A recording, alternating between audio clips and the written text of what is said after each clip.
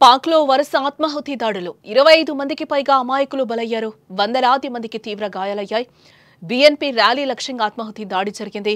సర్దార్ అఖ్తర్ మెంగల్ టార్గెట్గా ఆత్మాహుతి. పాకిస్తాన్ దీనస్థితికి అద్దం పడుతున్న ఈ దుర్ఘటనలు పాకిస్తాన్ ఒకవైపు తీవ్రమైన ఆర్థిక సంక్షోభం, మరోవైపు వరదలతో అతలాకుతలమవుతోంది. ఇంకా ప్రజల తలపైన కత్తిలా వేలాడుతున్న ఉగ్రవాదం.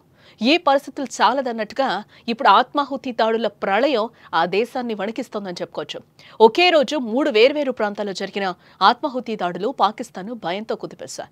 ఈ ఘటనలో 25 మందికి పైగా ప్రాణాలు కోల్పోగా అనేక మంది తీవ్రంగా గాయపడ్డారు. ఈ దుర్ఘటనలు ముఖ్యంగా బలోచిస్తాన్, ఖైబర్ పఖ్తూన్ఖ్వా ప్రావిన్సుల్లో చోటు చేసుకున్నాయి.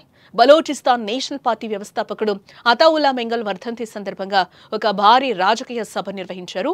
ఈ ర్యాలీలో వేలాది మంది బలూచ్ మద్దతుదారులు పాల్గొన్నారు.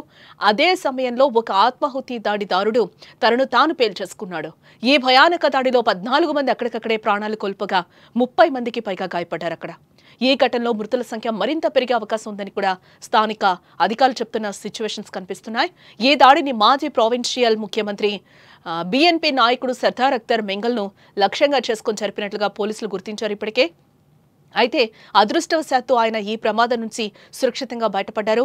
ఈ ఘటన జరిగిన వెంటనే భద్రతా బలగాలు ఆ ప్రాంతాన్ని తమ ఆధీనంలోకి తీసుకున్నాయి. మరోపక్క ఇరాన్ సరిహద్దుకు సమీపంలోని బలోచిస్తాన్లో జరిగిన ఇంకో దాడిలో 5గురు మరణించారు. ఇదే రోజు ఖైబర్ పఖ్తూన్ఖ్వా ప్రావిన్స్లోని ఒక సైనిక స్థావరంపై జరిగిన ఆత్మాహుతి దాడిలో 6గురు సైనికులు ప్రాణాలు కోల్పోయారు. పాకిస్తాన్లో పెరుగుతున్న దారిద్ర్యం, నిరుద్యోగం మరియు నిత్యావసర వస్తువుల ధరలు ఆ దేశ ప్రజలను అష్టకష్టాలు పెడుతున్నాయి.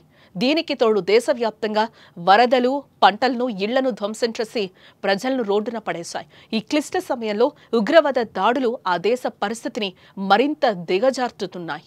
ఆకలి, నిరాశ, నిస్సహాయతతో సతమతమవుతున్న పాకిస్తాన్ ప్రజలకు ఈ ఆత్మాహుతి దాడులు మరో పెద్ద సవాల్గా మారాయని చెప్పుకోవచ్చు.